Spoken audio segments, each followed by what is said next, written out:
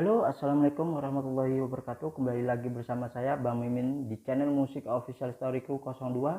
Kali ini saya akan membawakan novel The Story of Ye-chan bab 4028 sampai bab 4035, yaitu 8 bab. Terima kasih yang sudah mendukung saya, mensupport saya. Jangan lupa bantu juga subscribe channel baru saya, yaitu Bang Mimin Channel. Link ada di deskripsi. Tanpa panjang lebar, langsung saja ke alur ceritanya. 4028. Mendengar ini, Vacation tidak bisa menahan tawa.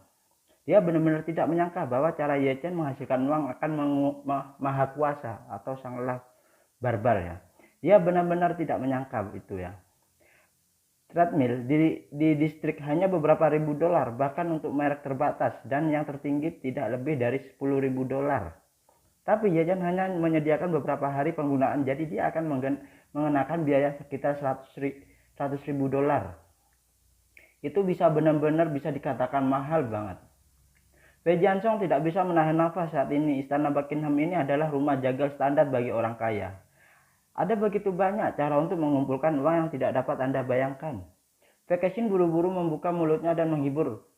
Uang kakek sebenarnya tidak ada apa-apanya kan? Kamu tidak perlu terlalu banyak. Kamu bisa tenang jika kamu peduli. Ya, Wei Jianzhong berkata dengan marah. Saya juga memahami prinsip perdamaian ketika itu datang, tetapi saya tidak berharap mereka memiliki batas yang lebih rendah. Itu benar-benar merongrong tiga pandangan saya.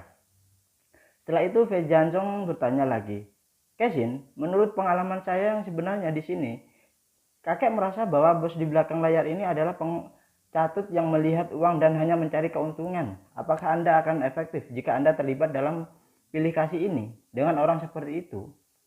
Vacation berpikir sejenak dan berkata, kakek, menurut pengamatan saya, Tuan Ye di belakang layar tampaknya bukan orang tentara bayaran. Jika tidak mungkin menyembunyikan identitasnya sepanjang waktu. Saya kira dia hanya ingin mengambil kesempatan untuk mengetuk tongkat bambu orang kaya ini. Setelah berbicara, dia menambahkan, kamu juga mengatakan bahwa kakek Lai pernah mendapatkan Heichuan Dan darinya. Karena kebetulan, dan dia tidak pernah meminta sepeser pun kepada kakek Lai. Menurut tren saat ini, pil itu dilelang. Harga pada pertemuan akan pasti melebihi 10 miliar dolar. Dan seseorang dapat memberikan 10 miliar dolar dengan santai, tidak terlihat seperti tentara bayaran. Segera Vacation melanjutkan, dia sekarang mencoba yang terbaik untuk meminta uang dari Anda. Paling banyak 10 juta yuan per orang, dan 200 orang bahkan dihitung kurang dari 2 miliar yuan. Yang setara dengan lebih dari 300 juta dolar Amerika Serikat, bahkan tidak sepertiga puluh dari nilai sebenarnya dari pil tersebut. Jadi kurasa dia hanya ingin mempersulitmu kakek, dan membunuh prestisesmu. Wei Jianzhong ragu-ragu sejenak dan berkata dengan persetujuan. Masuk akal juga bagimu untuk menganalisis dengan cara ini. Bagaimanapun pil tersebut sangatlah berharga. Jangan berpikir bahwa aku telah menerima banyak bantuan dari kakek mulai, bahkan jika itu aku tidak akan rela sesuatu bernilai puluhan miliar dolar untukmu, kakek Lai. Wei Jianzhong tersenyum sedikit dan berkata dengan lega, jadi kakek, janganlah terlalu banyak emosional negatif. Anda harus mencoba yang terbaik untuk menjadi rendah hati dan rendah hati di istana Buckingham ini. Dan tidak memiliki perselisihan dengan staf mereka. Sebagai untuk pihak saya, tampaknya semuanya akan berjalan lancar dengan baik. Itu berjalan relatif lancar dan hasilnya layak untuk dinantikan. Oke, kakek Wei Jianzhong merasa jauh lebih santai dan berkata sambil tersenyum, Kesin, sepertinya kamu telah membuat kemajuan besar dalam periode waktu ini. Kepribadianmu sebelumnya tidaklah serendah dan setenang sekarang. Kesin tersenyum dan berkata dengan serius, kakek, ketika saya pertama kali datang ke Huaxia, saya masih memiliki rasa superioritas yang kuat dari hati saya. Dan saya selalu merasa bahwa semuanya dapat direncanakan. Tetapi ketika saya datang ke Jingling ini, saya menyadari apa itu. Berarti berada di luar orang-orang, ada surga pembangkit tenaga listrik yang sebenarnya seringkali tersembunyi di pasar. Dan biasanya tidak mengungkapkan setengahnya sama sekali.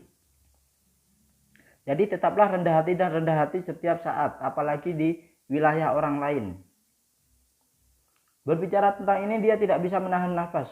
Sayangnya saya memahami kebenaran ini sedikit terlambat tapi Jika bisa lebih awal, Tuan Luo mungkin tidak menghilang.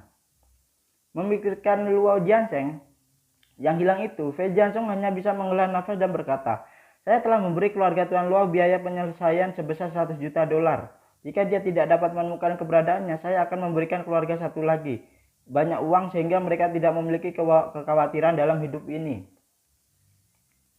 Fei Kexin berkata, itulah satu-satunya cara yang bisa kita lakukan saat ini, kakek. Setelah itu dia melihat waktu dan berkata, kakek, kamu harus beristirahat yang baik di hotel dulu ya. Saya akan terus menengahi di luar 2 hari ini. Ketika pelelangan berakhir, tidak peduli apa hasilnya, saya akan mencoba untuk mengatur agar Anda mengikuti saya menemui Tuan Ye. Oke, Kexin. Fei Jiansong berkata, hubungi saya jika Anda memiliki sesuatu untuk dilakukan, Kexin. Tetapi saya memperkirakan bahwa Anda tidak akan diizinkan untuk membawa ponsel Anda pada hari pelelangan itu. Jika ada situasi, tunggu sampai pelelangan sudah selesai. Oke.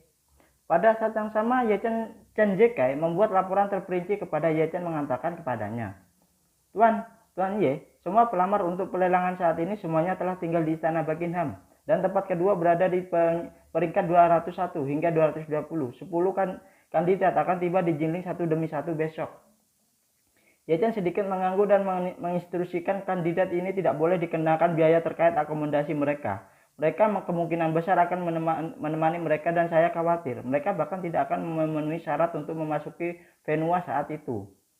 Oke, Tuan Muda Ye. Chen Zekai menjawab dan buru-buru bertanya lagi. Tuan Ye, apakah kita akan membiarkan mereka pergi tanpa hasil kali ini? Banyak orang datang dari luar negeri dan cukup sulit untuk pergi jauh-jauh hanya untuk pelelangan ini. Ye Chen berpikir sejenak dan kemudian berkata, ya, jika mereka tidak memiliki kesempatan untuk menggantikan yang lain, pada akhirnya mereka akan diatur untuk melewati pemeriksaan keamanan pada hari pelelangan itu dan datang untuk menonton saja. Tetapi mereka hanya bisa menonton. Mereka tidak dapat memegang tanda untuk berpartisipasi dalam pelelangan sehingga mereka juga dapat memiliki kesempatan untuk melihat efek dari pil tersebut. Lagi pula, banyak dari orang-orang ini adalah di sini untuk pelelangan ini. Karena masuknya orang-orang kaya ini, Ye Chen menjadi semakin menantikan lelangan ini. Dia tidak tahu sekarang setelah serangkaian happy seperti itu, harga seperti apa yang bisa dilelang di pelelangan ini. Tetapi ada satu hal yang sangatlah jelas tentangnya.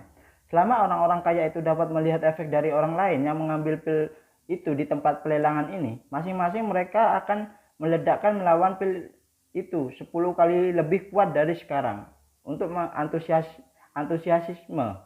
Karena sejauh ini, sebagian besar orang kaya yang berpartisipasi dalam pelelangan hanya mendengar efeknya.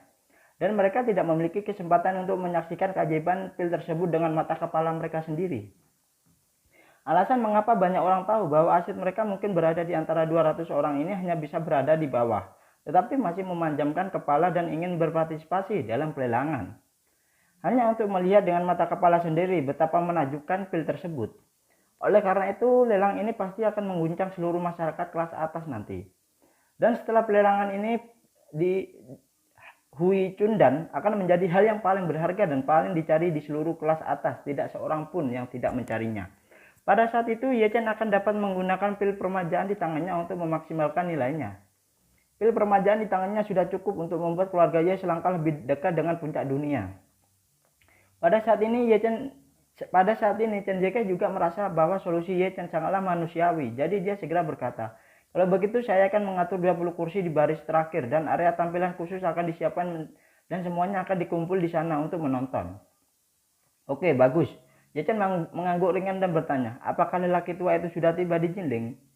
Chen Zekai tahu bahwa lelaki tua yang dia bicarakan saat ini kakeknya Fei Kexin, yaitu kakeknya Ye Chen, Ye Zhangqian. Jadi dia buru-buru berkata, orang tua itu telah tiba. Saya mengatur agar dia tinggal di gedung administrasi, tetapi lantainya terpisah dari yang lain, 2 VIP. Ye Chen bertanya kepadanya, Tuan Lai dan Ratu Eropa Utara terakhir juga ada di sini kan? Chen Zekai mengangguk dan berkata, ya Tuan, mereka semua ada di sini.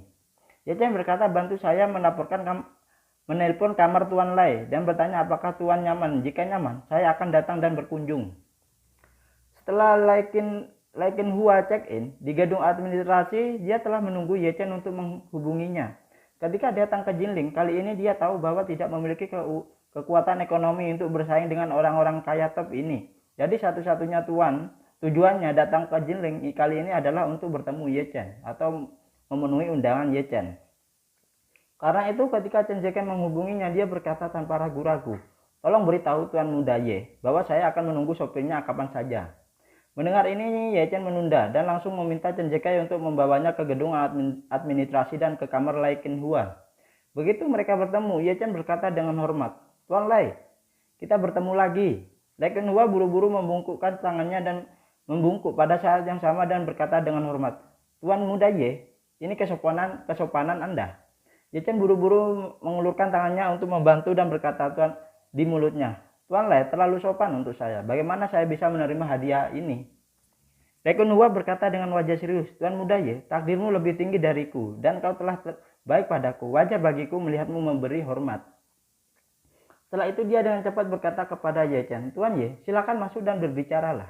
Ye Chen mengangguk lalu menoleh ke Chen Zhikai dan berkata, "Chen Zhikai, saya punya beberapa kata dengan Tuan Lai. Anda bisa kembali dulu." Chen Zhikai berkata dengan hormat, "Tuan muda yang baik." Setelah itu dia berkata kepada Lai Qinhua lagi, "Tuan Lai, generasi muda akan pensiun dulu, akan pergi." Lai Qinhua menangkupkan tangannya ke arahnya. Tuan Chen berjalan perlahan. Setelah Chen Zhikai pergi, Ye Chen masuk ke kamarnya bersama Lai Qinhua. Ini adalah suite mewah eksekutif dengan luas lebih dari 200 meter persegi dan ruang tamunya sendiri menepati hampir 100 meter persegi. Pada saat ini di atas meja kopi di ruang tamu sudah ada satu set teh pasir ungu dan di sampingnya itu ada pembakar dupa yang terbuat dari perunggu. Lai Qinhua meminta Ye Chen untuk duduk di sofa sementara dia merebus air untuk menyiapkan teh, mengambil sepotong kayu seukuran telapak tangan dan kemudian menggunakan pisau perak halus untuk mengikis sedikit bubuk pada potongan kayu dengan lembut.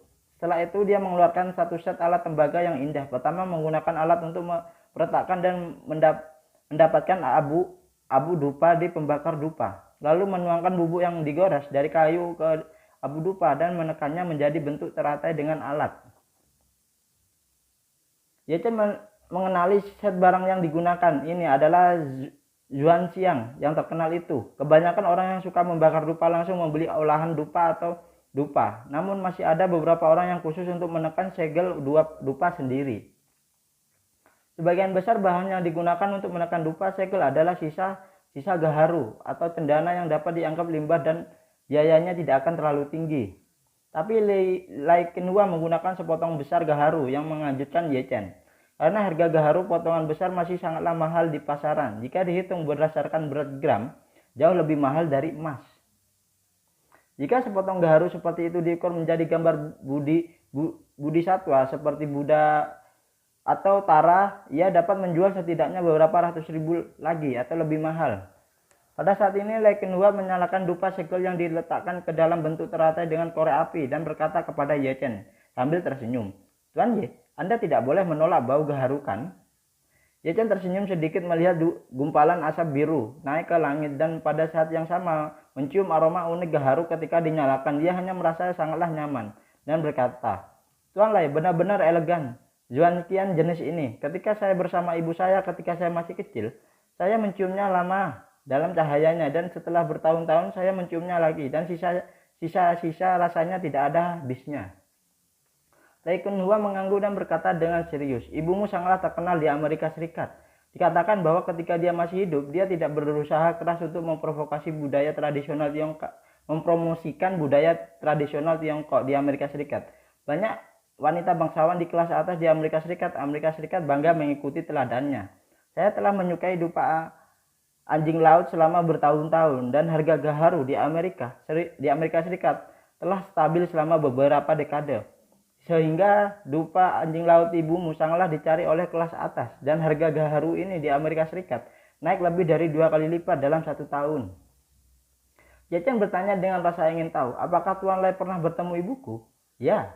Lai Qinhua mengangguk sedikit dan berkata dengan serius, "Tuan Ye, sebenarnya saya telah berteman dengan kakek buyut Anda selama bertahun-tahun. Ketika kami bertemu, kakek Anda masih menggunakan lampin. Saya diundang oleh buyut Anda, 'Kakek, minumlah anggur bulan purnama ibumu.'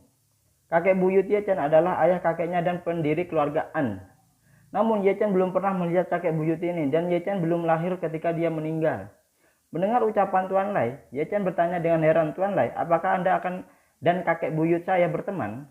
Ya, Lai Kenhua tersenyum ringan dan menjelaskan, "Kakek buyutmu seumuran denganku. Aku bertemu dengannya pada tahun 1938. Ketika aku pergi ke Amerika Serikat dengan kapal yang sama dengannya, dukungan dapat dianggap sebagai berpotongan dan tidak dapat diubah. Begitukah?" Ye Chen berkata berdiri dan membungkuk pada Lai Kenhua. Lai Kenhua buru-buru bangkit dan berkata dengan agak tersanjung, "Tuan Muda Ye, Anda adalah hidup Longgi. Bagaimana Anda bisa memberi hormat ke yang berikutnya? Seharusnya orang yang memberi hormat kepada Anda." Ye Chen berkata dengan serius, "Kamu dan kakek buyutku adalah teman yang tak terpisahkan, dan tentu saja mereka juga menantu aku sebagai junior. Aku juga harus memberi hormat padamu, karena kamu setara dengan kakek buyutku." Lai Kenhua berkata dengan sangatlah serius, "Tuan Muda Ye, apa yang Anda yakini adalah takdir surga. Dalam hal terakhir adalah Anda adalah raja dan saya adalah seorang menteri. Bahkan jika saya berusia lebih dari 100 tahun, saya akan tetap menjadi raja, seorang menteri ketika saya melihat Anda." Melihat sikapnya yang tegas, Ye Chen berhenti berdebat dengannya dan berkata dengan tergesa-gesa, "Tuan Lai, kalau begitu mari kita hilangkan rangkaian etiket ini dan lakukan itu sebagai selamat tinggal. Bagaimana menurutmu?" Lai Kenhua tertegun sejenak, lalu mengangguk sambil tersenyum dan berkata, "Oke, karena Tuan Muda yang berkata begitu, terserah Anda untuk mematuhinya." Kemudian keduanya duduk. Ye Chen teringat sesuatu dan bertanya pada Lai Kenhua, "Tuan Lai, Anda membantu saya mempromosikan pil di Amerika Serikat. Saya ingin tahu apakah kakek saya menanyakan kepada Anda?" Kakekmu, Lai Kenhua tidak bisa menahan tawa ketika dia mengatakan ini. Dia tidak percaya pada takdir ketika dia masih muda. Dia sering berbicara tentang nasibku terserah padaku. Dan dia tidak peduli dengan nasib aku. Bahkan memiliki banyak prasangka terhadapku di masa lalu. Aku selalu berpikir aku pembohong. Jadi ada sedikit kontak di antara kami, terutama setelah kakek buyutmu meninggal. Dan kami tidak memiliki banyak hubungan. Saya yakin dia bahkan tertarik pada pil itu dan tidak akan datang pada saya untuk bertanya. Setelah itu dia bertanya kepada Ye Chen dengan rasa ingin tahu, "Tuan Ye, Anda harus memiliki semua daftar pendaftaran di tangan Anda. Saya ingin tahu apakah ada anggota keluargaan yang dapat mendaftar." "Tidak." Ye Chen menggelengkan kepalanya dan berkata, "Tidak ada yang bernama margaan di semua informasi pendaftaran tersebut." Lai Kenhua mengangguk dan tersenyum dan berkata, "Kakekmu sangatlah arogan dan ada kemungkinan besar dia tidak akan bergabung dalam kesenangan semacam ini. Kecuali jika Anda memberitahu dan dia atas kemanjuran pil tersebut, dia tidak akan datang secara langsung." Setelah itu Lai Kenhua memandang Ye Chen dan berkata dengan kekaguman, "Tetapi kemudian Tuan Muda Ye, aturan yang Anda terapkan bahwa pemenang pelelangan harus mematuhi Hui Cundan di tempat dan meminumnya di tempat. Menakjubkan. Tidak hanya akan memungkinkan semua orang untuk berpartisipasi dalam pelelangan, orang-orang telah menyaksikan efek magis pil tersebut dengan mata kepala mereka sendiri, dan juga dapat membuat semua orang besar yang ingin mendapatkan pil tersebut harus datang secara langsung, tidak ada perwakilan. Saya percaya bahwa ketika pelelangan berikutnya pil tersebut, banyak dari raksasa modal yang tersembunyi di tempat mereka akan mengambil inisiatif untuk muncul ke permukaan." Karena itu Lai Kenhua memandang Ye Chen dan berkata dengan serius, "Mungkin lelang tahun depan kakekmu akan muncul di daftar pendaftaran itu." Faktanya Ye Chen telah menantikan untuk melihat kakeknya di pelelangan Hui Cundan. Namun dia tidak tahu mengapa dia memiliki pemikiran seperti itu, karena dia tidak benar-benar berpikir untuk mengenali keluarga kakeknya. Ketika berbicara tentang kakek Ye Chen, Lai Kenhua tampaknya tiba-tiba tertarik dan berkata sambil tersenyum, "Sejujurnya, Tuan Muda Ye, saya sangatlah menantikan kakek Anda datang untuk berpartisipasi dalam lelang ini." Ye Chen bertanya dengan rasa ingin tahu, "Mengapa Tuan Lai mengatakan ini?" Lai Kenhua tersenyum dan berkata, "Kakekmu telah berada di Amerika Serikat terlalu lama dan westernasinya sangatlah serius. Dia hanya percaya pada apa yang disebut sains dalam segala hal yang menganggap semua tradisi sebagai sampah." Ye Chen mengangguk dan berkata, "Itu bisa dimengerti. Saya mendengar dari ibu saya bahwa kakek saya pasti seorang siswa top saat itu. Seorang siswa top yang lulus dari Stanford." Lai Kenhua mengangguk dan tersenyum dan berkata, Dia dibesarkan dengan pendidikan barat murni. Dia memiliki kepribadian pemberontak sejak dia masih kecil. Dia akan menganalisis semuanya dengan perspektif dialektis. Jika dia menyangkal, sebelumnya dia akan perlahan menverifikasinya itu.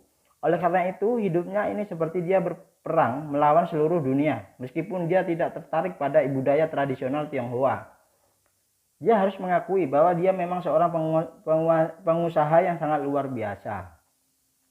Ngomong-ngomong, Lee Kun-hwa berkata dengan main-main, tapi semakin tua seseorang, semakin tidak bermusuhan dan sebal, dan dia di tulangnya. Begitu dia berjabat tangan dengan dunia dan berdamai dengan dunia, cara dia dulu untuk melihat dunia akan berubah perubahan dengan drastis. Seolah-olah banyak fisikawan telah menghabiskan seluruh hidup mereka untuk mencoba membuktikan bahwa tidak ada Tuhan atau pencipta di dunia, dan hanya ada hukum fisika yang abadi. Namun ketika mereka sudah tua dan melihat segala sesuatu, mereka sangatlah percaya bahwa di balik segala sesuatu di dunia pasti ada penciptanya, tetapi dia mungkin tidak selalu muncul dalam bentuk manusia atau dewa, karena mereka adalah hukum fisika yang mendalam dan hukum alam semesta terlihat terlalu teliti, dan semakin teliti seorang melihat, semakin cerdik hukum semua hal di alam semesta, dan itu tidak mungkin hanya kebetulan. Lee Kun-hwa berkata memandang Ye Chen dan berkata dengan serius, "Jika saya ingat dengan benar, kakek Anda juga berusia di atas 80-an. Saya yakin dia telah memulai memahami kembali dunia yang pasti ini. Mungkin dia akan seperti 200 orang lainnya dengan cara yang sama. Saya terpesona oleh profil tersebut." Ye Chen tersenyum sedikit dan berkata, "Jika dia bertanya padamu tentang pil tersebut suatu hari nanti, tolong jangan beritahu dia tentang situasiku saat ini." Lee Kun-hwa buru-buru berkata, "Itu wajar." Setelah berbicara, dia tidak bisa tidak bertanya, "Tuan Ye, apakah Anda pernah berpikir untuk bertemu kakek Anda?" Ye Chen menggelengkan kepalanya. Tidak ada rencana seperti itu untuk saat ini. Setelah berbicara, Ye Chen menambahkan lagi, "Sebenarnya saya memiliki sedikit interaksi dengan keluarga kakek saya, dan dalam kesan saya, hubungan antara kakek saya dan ibu saya selalu sedikit tegang. Jadi dalam ingatan saya, kakek saya jarang memiliki hubungan dengan ibu saya. Wajahnya yang baik, selain itu saya belum pernah bertemu selama bertahun-tahun, dan saya tidak memiliki banyak dasar emosional dengan mereka."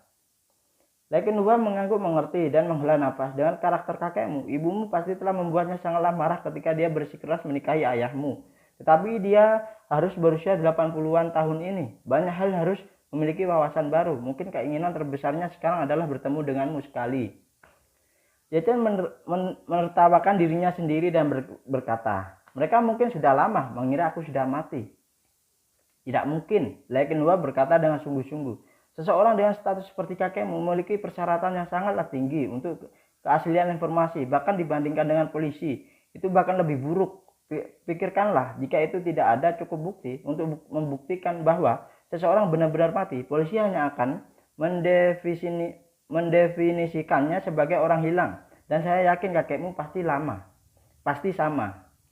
Ye Chen mengangguk tanpa ekspresi dan berkata, "Kalau begitu biarkan mereka terus berpikir bahwa aku telah hilang." Lee Kun-hwa ragu-ragu sejenak lalu menatap Ye Chen dan berkata dengan seriusnya, "Tuan Ye, ada kalimat yang saya tidak tahu apakah saya harus mengatakan atau tidak." Ye Chen buru-buru berkata, "Tuan Lai, Anda tidak perlu terlalu sopan dengan saya. Tidak apa-apa untuk mengatakan apapun jika Anda memiliki sesuatu untuk dikatakan."